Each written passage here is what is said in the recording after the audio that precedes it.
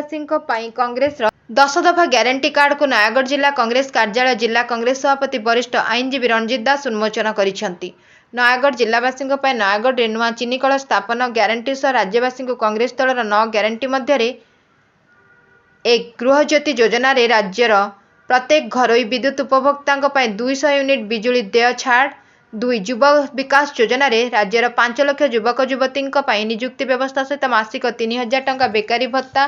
3 कृषक बंधु योजना रे बोनस सहित धानर मूल्य क्विंटाल प्रति 3000 टंका, कृषक मानक मासिक 2000 टंका पेंशन एवं कृषि ऋण छाड़, 4 गृहलक्ष्मी योजना रे महिला स्वयं सहायक गोष्ठीर बैंक ऋण छाड़, महिला को 2000 टंका, आदिवासी दलित महिला को मासिक 3000 टंका भत्ता और मासक 500 टंका गैस सिलिंडर, 5 जनकल्याण योजना रे 25 लाख टंका पर्यंत स्वास्थ्य बीमा माध्यम रे मागणा चिकित्सा व्यवस्था, 6 वार्धक्य भत्ता, विधवा भत्ता, दिव्यांग भत्ता मासिक 2000 टंका, 7 चिटफंड प्रभावित जमाकारी मानक 6 मास मध्य सुध सह जमा राशि फेरस्त, 8 शिक्षानुष्ठान और चाकरी क्षेत्र में पछुआ वर्ग 27% स्थान संरक्षण व्यवस्था, 9 आदिवासी और दलित वर्ग निज जमी और जंगल जमी उपरे संपूर्ण अधिकार, 10 100 दिन मध्य पेशा आईन को कड़ाकड़ी भाव लागू करा कांग्रेस संकल्पबद्ध। नवनियुक्त पीसीसी साधारण संपादक हुसैन खां सत्यव्रत नायक को जिला सभापति उत्तरीय दे संबर्धित करते। जिला सभापति आईनजीवी रंजित दास समेत वरिष्ठ कांग्रेस नेतृवृंद ग्यारंटी कार्ड को आनुष्ठानिक भाव उन्मोचन करते। जिलार रणपुर, दसपल्ला और खंडपड़ा विधानसभा निर्वाचन मंडल में अनुरूप ग्यारंटी उन्मोचन कार्यक्रम होली पर कराजिबो बोली दल पक्षरु कहा जायछि। प्रदेश कांग्रेस कमिटी प्रिय नेता श्री शरद पट्टनायक परामर्श क्रमे अनुमोदन क्रमे मते नूतन भाव प्रदेश कांग्रेस कमिटी साधारण संपादक भाव नियुक्ति देते आज से कृतज्ञता जनाऊँगी। बंधुगण आपण मैंने जानती आज गोटे सुखर विषय जे 9 दफा कार्यक्रम नहीं सारा ओडिशा रे प्रत्येक जिले में आज उन्मोचन कर प्रिय नेता श्री शरद पट्टनायक आह्वान क्रमे आज ये कार्यक्रम करा किंतु 9 दफा कार्यक्रम होती कृषि ऋण छाड़, बेकारी भत्ता, गैस 500 टंका पाइबे एवं बेकारी भत्ता, महिला मान गृहलक्ष्मी योजना एवं सब कार्यक्रम जो रही आज ये कार्यक्रम उन्मोचन कराई आपण माध्यम गणमाध्यम जरिया आपण मान जन दि जाऊँ। से दृष्टि आमको जो गुरु दायित्व दिखाई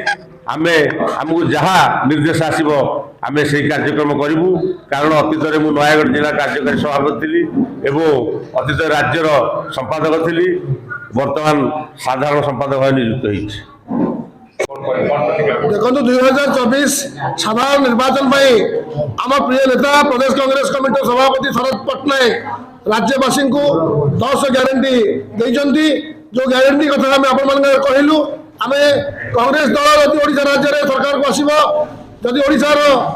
4.5 कोटी ओडिया कांग्रेस दल को विश्वास करी कांग्रेस दल जो प्रार्थी मानू जदि ये भोट देवे और कांग्रेस सरकार ओडिशा आसब तेज जो प्रमुख ग्यारंटी भितर आम चाषी 2000 टंका पेंशन, आम कृषि ऋण छाड़, धानर एमएसपी मूल्य 3000 टंका, जिते भत्ता अच्छी वार्धक्य, विधवा, दिव्यांग भत्ता को 2000 टंका को वृद्धि करूँ और महिला मान जो स्वयं सहायक गोष्ठी मान जो ऋण सरकार कर जो ऋण भार आज भसी दि जाए से ऋण को आम छाड़ू संपूर्ण छाड़ करूँ। राज्यर प्रत्येक विद्युत उपभोक्ता को 200 यूनिट बिजुली मागणा एवं मासको प्रत्येक परिवार को गोटे 500 टंका गैस सिलिंडर एवं बेकारी मानू आम भत्ता देवु 3000 टंका बेकारी भत्ता, युवक मैंने जो मैंने युवक युवती मैंने जो मैंने बीए पास कर इंजीनियरिंग सेक्टर में पास कर 3000 टंकार बेकारी भत्ता दि जाव। चाकरी क्षेत्र में 27% संरक्षण व्यवस्था कांग्रेस दल कर राज्य में खाली पड़ा 5 लाख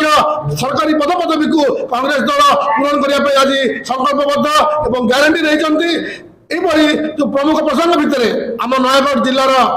अस्मिता लाइफलाइन जो चीनी कल को बीजेडी बीजेपी सरकार बुड़े देती जदि कांग्रेस दल सरकार आसब नयागढ़ कांग्रेस विधायक लोक मैंने विश्वास को भोट ने आम